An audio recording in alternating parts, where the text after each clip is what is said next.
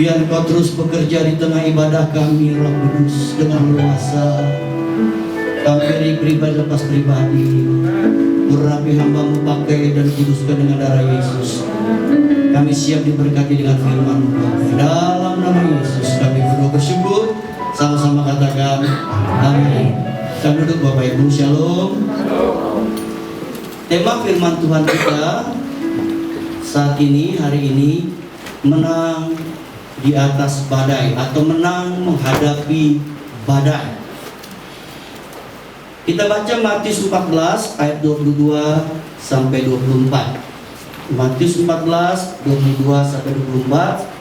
Sesudah itu Yesus segera memerintahkan murid-muridnya naik ke perahu dan mendahulunya ke seberang.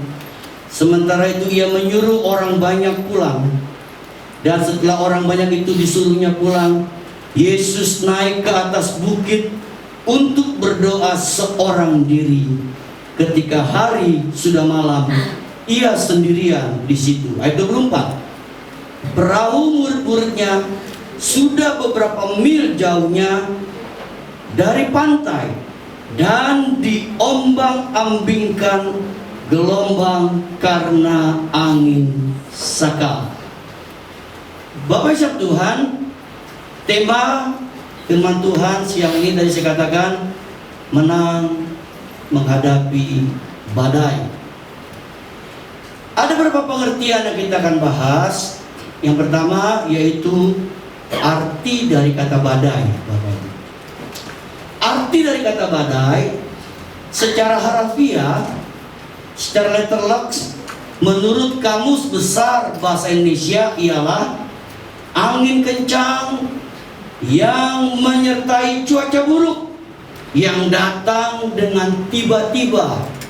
Jadi badai menurut Kamus Besar Bahasa Indonesia yaitu angin kencang yang menyertai dengan cuaca buruk yang datang dengan tiba-tiba, datang sekonyong-konyong dalam hidup ini.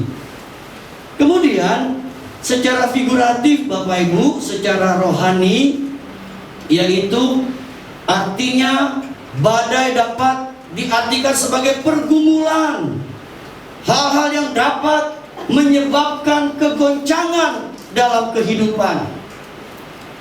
Ini secara figuratif atau secara rohani Bapak Ibu.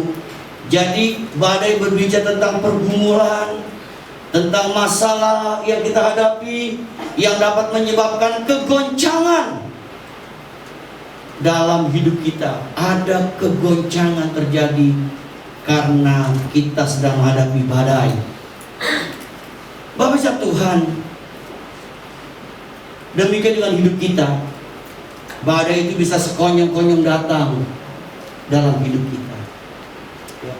Kadang-kala ada hal yang kita nggak mengerti dan kita berkata, kenapa kok Tuhan mengizinkan saya mengalami seperti ini tiba-tiba? Itu artinya Bapak Ibu, kita sedang mengalami yang namanya badai dalam hidup ini. Kita nggak pernah menyangka dunia dilanda badai COVID-19. Indonesia sampai hari ini terus bergumul, negara kita menghadapi badai yang namanya badai COVID-19. Jadi Bapak Ibu, melalui hal ini kita diingatkan untuk kita apa? Siap menghadapi yang namanya badai yang datang sekonyong-konyong atau masalah pergumulan di dalam hidup kita.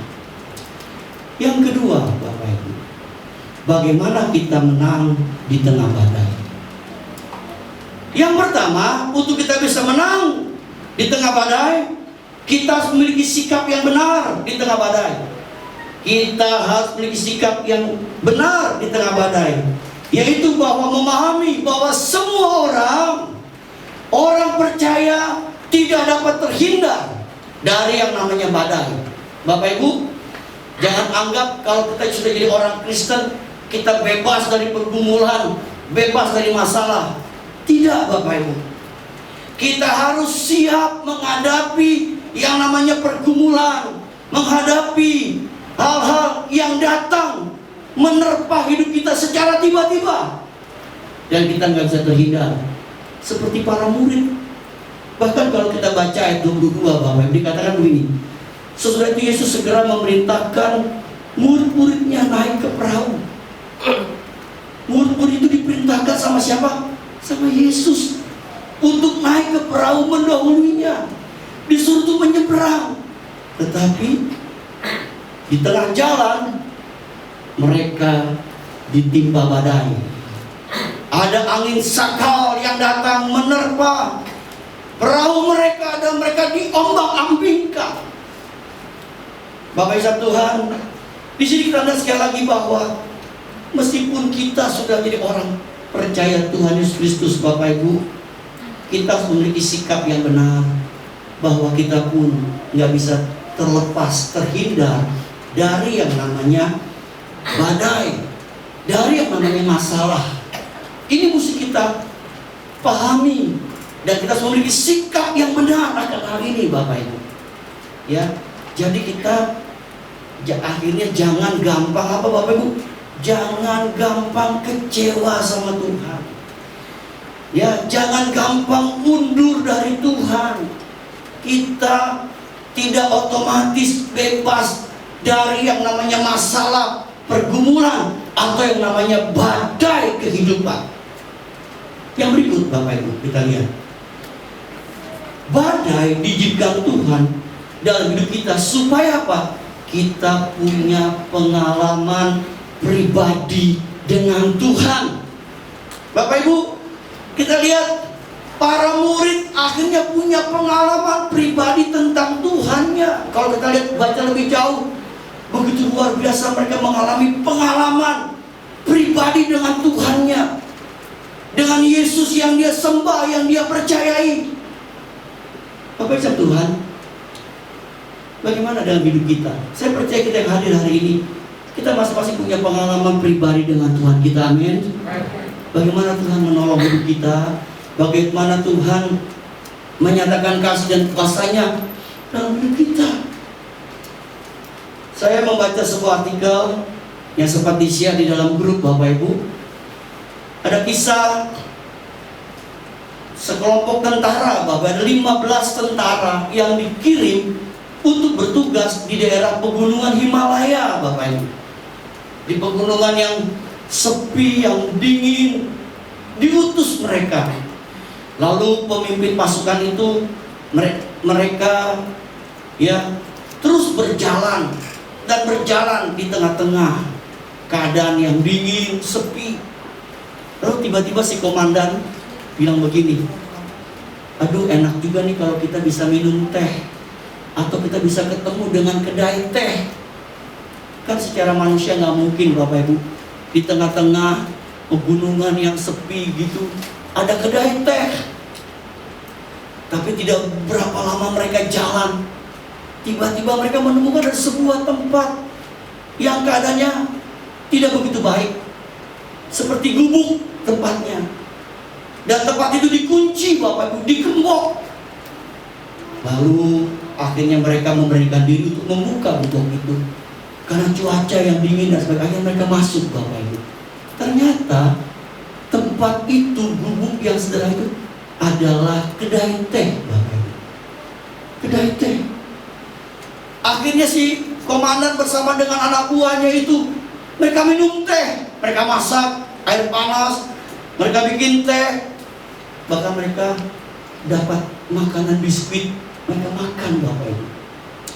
Lalu setelah mereka makan, lalu mereka harus kembali tugas, tinggalkan tempat itu.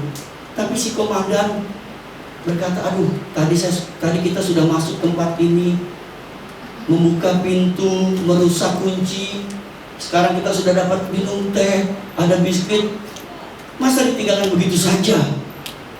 Kita mesti bertanggung jawab. Lalu akhirnya dia keluarkan dompetnya. Dia taruh uang, Bapak Ibu. Dia taruh uang di meja. Itu kalau satu saya 1000 RS. Saya nggak tahu tuh mata uang apa. 1000 RS. Ditaruh di meja. Kemudian mereka berangkat pergi. 3 bulan habis tugas, mereka balik ke jalan yang sama. Mereka ingin minum teh lagi, Bapak. Lalu sampailah di kedai itu. ketemu dengan orang yang punya Tuhan yang hidup, Tuhan yang mengasihi umatnya. Dia punya pengalaman-pengalaman, dia ceritakan bersama dengan Tuhan. Lalu dia bilang begini, tahu nggak bapak-bapak, berapa bulan yang lalu ketika saya sedang menutup kedai saya, karena anak saya sakit, masuk rumah sakit, saya tutup dan saya butuh uang untuk bayar rumah sakit, saya nggak punya uang. Saya minta tolong sama teman-teman saya nggak mau tolong. Akhirnya dengan hati sedih, saya coba kembali apa? Ke kedai saya. Ketika saya masuk kedai saya terkejut. Pertama dia terkejut, Bapak Ibu, ketika dia sampai di kedai, dia terkejut ternyata kedai itu sudah dibuka pintunya. Dia berpikir, aduh anak saya sakit, kedai saya rusak lagi, dibuka pintunya dengan paksa. Tapi dia terkejut yang kedua, dia menemukan uang di meja. Lalu si pemilik kedai itu berkata, saya percaya ini Tuhan yang menolong saya, Tuhan yang menggerakkan untuk menaruh uang di meja ini yang saya butuhkan. Si tentara yang dengan kesaksian ini saling lihat-lihatan, Bapak Ibu. Ternyata komandannya yang ngasih uang yang taruh di meja itu. Singkat cerita, Bapak Ibu, kisah ini menggambarkan yang pertama, Tuhan itu ada, Tuhan itu hidup, dan Tuhan punya banyak cara untuk menolong umatnya, menolong hidup kita. Jadi Tuhan izinkan kita menghadapi badai, menghadapi masalah, supaya kita punya pengalaman pribadi dengan Tuhan kita. Amin. Bapak Ibu, kita harus punya pengalaman pribadi dengan Tuhan. Jadi orang Kristen itu harus punya pengalaman pribadi dengan Tuhan. Mengapa banyak orang Kristen tinggalkan Tuhan, Bapak Ibu? Dengan mudah, karena mereka tidak punya pengalaman pribadi dengan Tuhan. Saya percaya orang yang punya pengalaman pribadi dengan Tuhan, dia tidak akan bisa melupakan akan kebaikan Tuhan dalam hidupnya. Dia tidak akan bisa melupakan pertolongan Tuhan atas hidupnya. Makanya Bapak Ibu, hari-hari ini saya sering ngajak jemaat nyanyi lagu Tuhan Yesus selalu menolongku. Itu saya rindu jemaat, kita mendeklarasikan lagu itu, di mana kita imani Tuhan selalu menolong hidup kita. Apalagi dalam kita menghadapi pandemi COVID-19 ini, Bapak Ibu, kita percaya Tuhan selalu menolong hidup kita. Tuhan izinkan COVID-19 ini terjadi supaya kita punya pengalaman pribadi dengan Tuhan kita. Amin. Yang berikut, Bapak Ibu, badai kehidupan dapat dipakai untuk mendewasakan rohani kita, Bapak Ibu, supaya kita naik tingkat, naik level. Jangan kita jadi bayi rohani terus. Ingat, ibu bapak saudara Tuhan lamanya jadi orang Kristen tidak jaminan kita dewasa rohani. Ingat Bapak Ibu, saya katakan sekali lagi, lamanya kita jadi orang Kristen, termasuk kita sudah melayani Tuhan pun, tidak jaminan kita dewasa rohani, Bapak Ibu.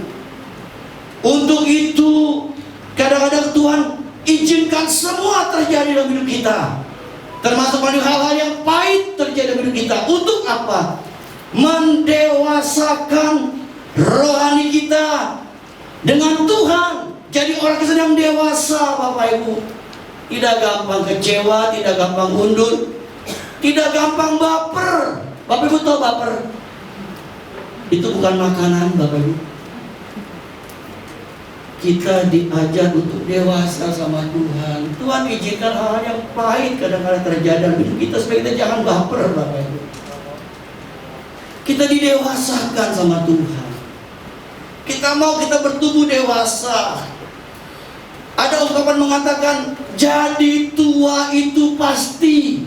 Kita jadi orang top, tua, ompong, dan peot. Tapi bagus Tuhan, kalau kita, Bapak Ibu, dewasa rohani itu adalah pilihan. Yang apa? Yang kita ambil dalam hidup kita, mau dewasa atau tidak. Bapak Ibu Tuhan, saya akan mengutip sebuah artikel Kalau kaum wanita pasti tahu, ya pasti tahu kalau kaum wanita, terutama kaum wanita yang suka dandan, ya. Saya baca satu artikel, ada artikel yang menarik begini, Bapak Ibu. Ada seorang wanita pekerja di salah satu salon kecantikan di New York. Salon di mana dia bekerja sering dikunjungi oleh kalangan atas, orang-orang high class, termasuk selebritis. Satu hari dia kagum melihat seorang pelanggan kaya sedang berkunjung ke salon di mana dia bekerja. Dia kagum lihat, ya, orang yang datang ke salonnya di mana dia bekerja. Dia kagum pakaian begitu bagus, begitu indah. Lalu secara spontan dia bertanya, dia spontan Bapak Ibu bertanya begini, di mana ibu membelinya? Di mana ibu membelinya ya baju ini? Pelanggan kaya itu menatap dengan dingin dan dengan tatapan yang dingin, sikap tatapan yang tajam, dan dengan ketusnya. Bapak Ibu tahu kata ketus? Dengan ketusnya menjawab, atau dengan apa ya? Dengan galaknya mungkin dia menjawab. Ketusnya menjawab, untuk apa kamu tahu di mana membelinya? Seandainya saya katakan kepada kamu, kamu pun tak sanggup membelinya. Bapak Ibu, kalau ada orang ngomong begitu sama kita, kita pasti tersinggung. Kita pasti merasa, aduh, kok saya dihina banget ya, saya direndahkan banget sama orang kaya ini. Mendengar kata hinaan itu, si pekerja salon melangkah pergi dengan perasaan sedih, perasaan terluka. Tapi batinnya berbicara, saya berjanji satu hari saya pasti bisa mendapat semua seperti wanita kaya itu dapatkan. Saya akan punya rumah, saya akan punya perhiasan, dan saya akan punya uang yang banyak. Bapak Ibu, dia berkata sama dirinya sendiri. Rupanya dia menyadari kata-kata yang pedas, yang tajam itu memotivasi dirinya. Untuk apa? Dia bekerja keras. Bapak Ibu, dia tidak marah sama orang itu, tapi memotivasi dirinya untuk dia kerja keras. Dia kerja keras, dan dia bekerja keras, dan dia berhasil. Bapak Ibu, berapa tahun kemudian terlihat di banyak koran foto si pekerja itu bersama dengan orang-orang top di dunia. Dia pernah berfoto dengan Pangeran Charles. Dia pernah berfoto dengan Putri Grace dari Monaco. Bukan Putri Grace Pendeta Imron, baiklah Bapak Ibu ya. Kemudian dia pernah berfoto dengan Rose Kennedy, keluarga dari Kennedy. Kita tahu Bapak Ibu, Presiden Kennedy Amerika. Dia pernah berfoto dengan orang-orang terkenal saat itu dan sering masuk orang. Bapak Ibu, pertanyaannya, siapa pekerja itu? Siapa dia? Dia adalah Estée Lauder. Pasti kalau perempuan tahu Estée Lauder, bukan Estelle. Dia adalah seorang Estée Lauder. Bapak Ibu, dia sekarang jadi orang yang sukses. Mungkin seandainya kita hanya sakit hati dan meratapi diri kita atas hinaan orang lain, kita hanya menyimpan dendam dan mengharapkan hal-hal buruk terjadi pada orang yang menghina kita. Hal itu dikatakan sini merusak kebahagiaan diri kita sendiri dan tak memberi manfaat apa-apa. Perhatikan kata ini Bapak Ibu. Hal itu merusak kebahagiaan diri kita sendiri dan tidak memberi manfaat apa-apa. Tuhan banyak cara untuk mendewasakan rohani kita Bapak Ibu. pahit, hal-hal yang menyakitkan, Tuhan izinkan terjadi supaya apa? Kita didewasakan, punya pola pikir yang diperbaharui dari hari ke hari, sehingga mindset kita berbeda, tidak sama dengan orang lain, karena pola pikir kita diperbaharui, memiliki pola pikir seperti Kristus. Dan juga hati kita diperbaharui dari hari ke hari, memiliki hati yang baru di hadapan Tuhan. Dan akhirnya kita menjadi orang yang bertumbuh dewasa di hadapan Tuhan, seperti yang Tuhan inginkan buat hidup kita, orang yang percaya kepada. Bapak Ibu, khotbah ini bersambung, to be continue di depan. Berbahagialah kita yang mendengar firman Tuhan serta melakukan. Amin. Kita berdiri di depan. Kita mempersiapkan untuk menerima perjamuan kudus. Terima kasih tadi Pak Ebron.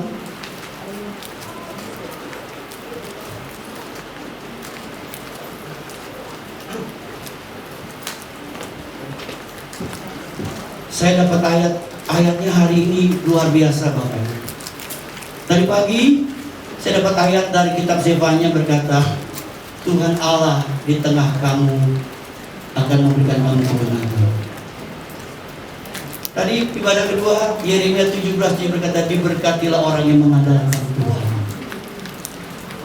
Ini dapat lagi Bapak Ibu, Tuhan itu baik. Ia ada tempat pengungsian pada waktu kesusahan. Ia mengenal orang-orang yang berlindung padanya. Amin. Ia mengenal orang-orang yang berlindung padanya. Bapak Ibu, kita nyanyikan lagu kasih yang tadi. Kita siapkan hati kita untuk menerima sakramen perjamuan kudus.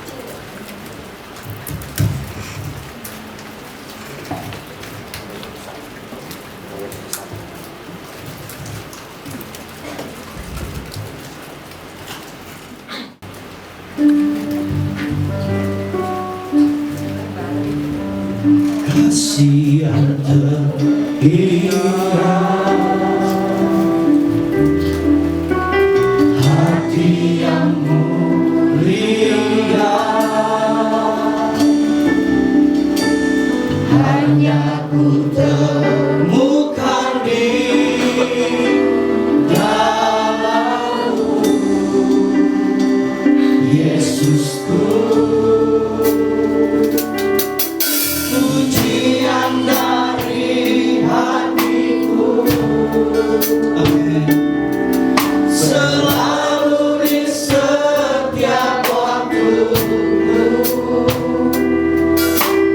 tiada pernah berubah kasih-Mu. Karya terbesar, karya terbesar dalam hidupku, pengorbananmu yang selamatkanku. Engkaulah yang tak ternilai, yang ku miliki dan ku hargai. Yesus Engkau, Yesus Engkau, bukan. Katakan kembali karya terbesar, karya terbesar dalam hidupku, pengorbananmu yang selamatkanku. Engkaulah yang tak ternilai, yang ku miliki dan ku hargai. Yesus Engkau,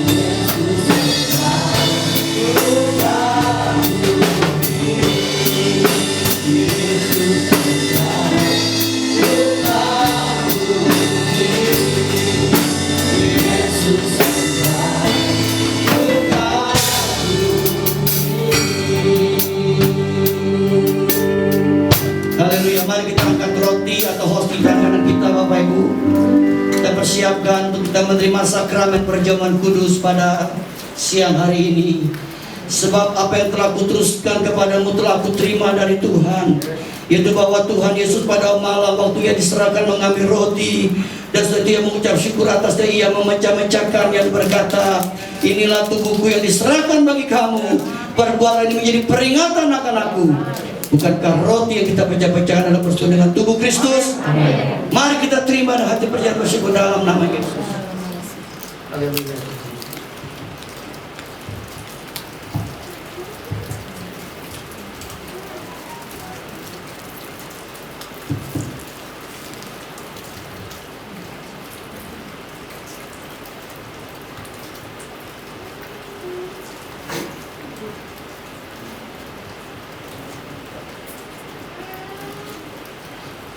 Mari kita angkat cawan. Dengarkan firman Tuhan. Demikian juga Yesus mengambil cawan sudah makan lalu berkata, cawan ini adalah perjanjian baru yang dimeteraikan oleh darahku. Perbuatlah ini setiap kali kamu minumnya menjadi peringatan akan aku. Bukankah cawan pengucapan syukur yang atasnya kita ucapan syukur adalah persekutuan dengan darah Kristus? Amen. Mari kita terima dengan hati percaya bersyukur dalam nama.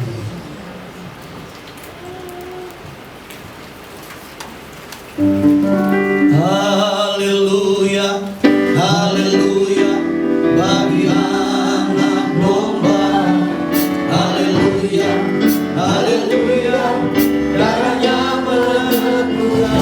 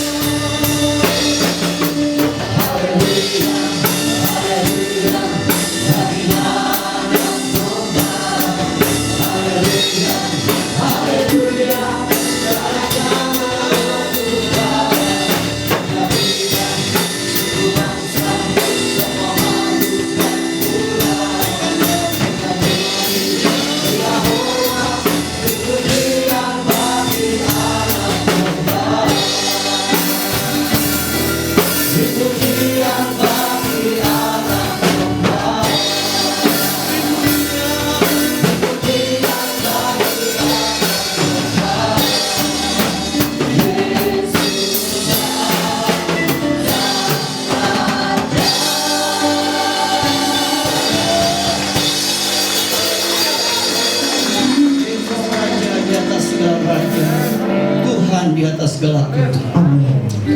Kita percaya Dia hadir di sini, dan Dia bisa menolong kita.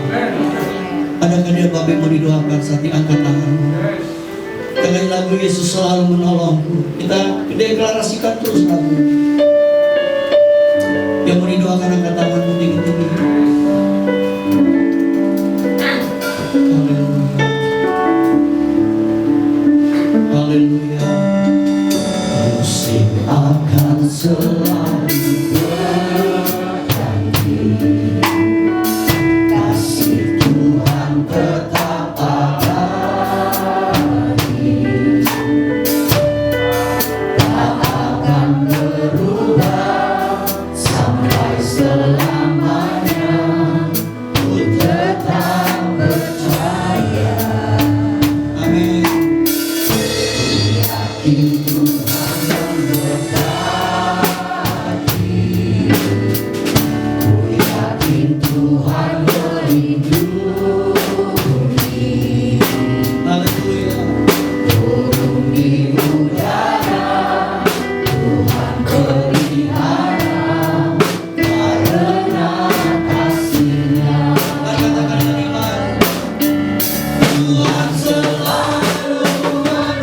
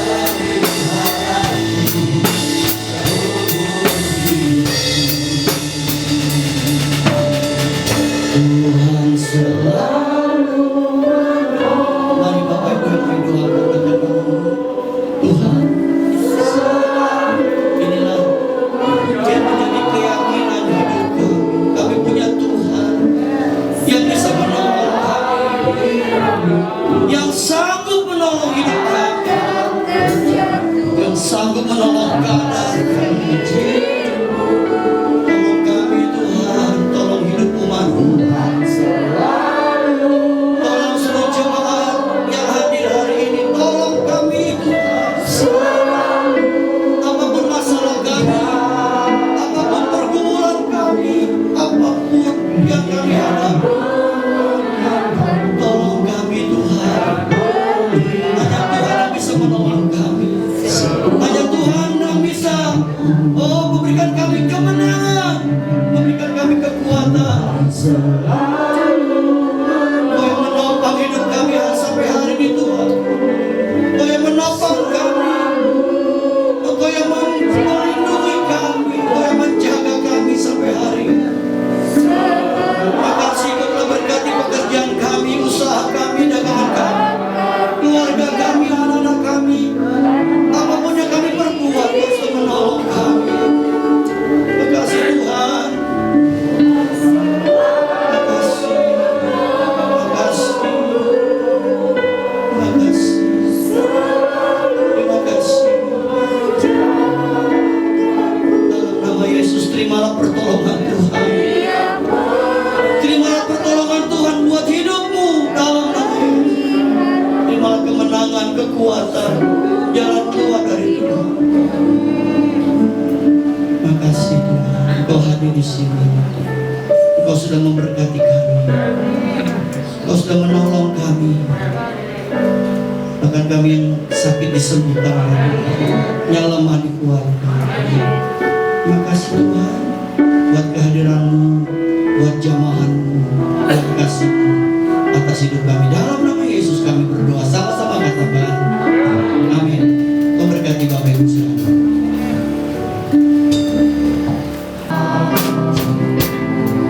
Tiada seperti Engkau, sebab Kau besar, perbuatan-Mu ajaib. Tiada seperti Engkau,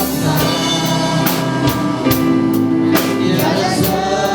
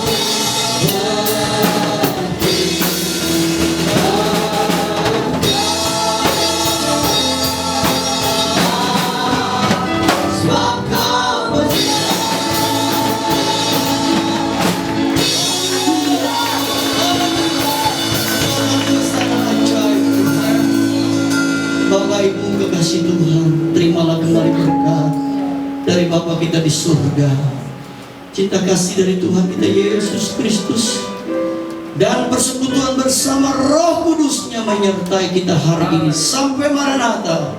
Tuhan Yesus datang yang kedua kali menjemput kita semua. Haleluya. Sama-sama katakan amin.